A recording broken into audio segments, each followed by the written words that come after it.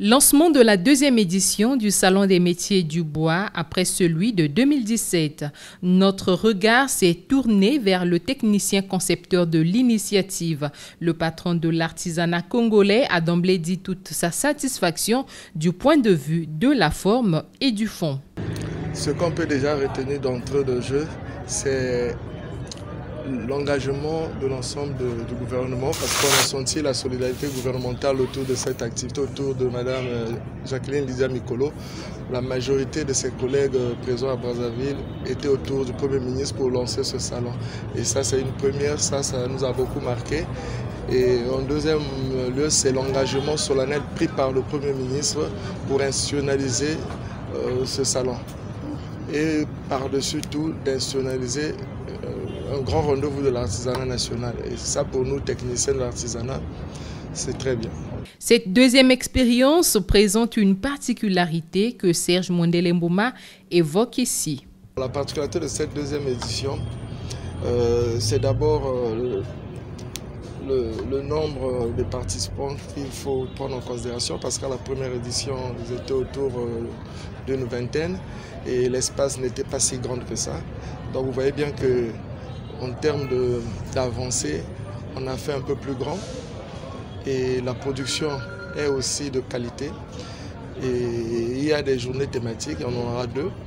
Donc le 17, il y a les journées portes ouvertes sur les métiers du bois. Ça permettra à nos experts maison de présenter au grand public la diversité des métiers qui se trouvent dans le secteur, dans la filière bois de notre artisanat. Les produits artisanaux congolais sont aussi vendus à l'étranger qu'au Congo.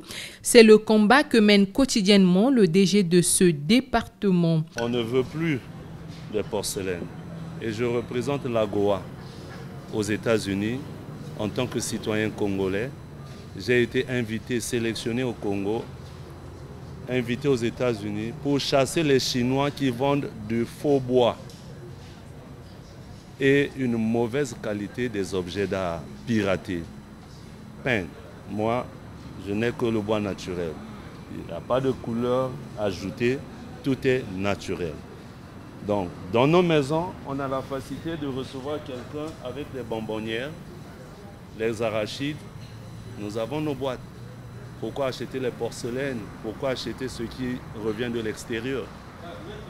On parle de changement climatique. C'est ça ce que nous voulons. Utiliser ce qui est bio, manger bio, dormir bio. Donc si moi je ne suis pas là, le président de la République n'aura pas un lit pour dormir.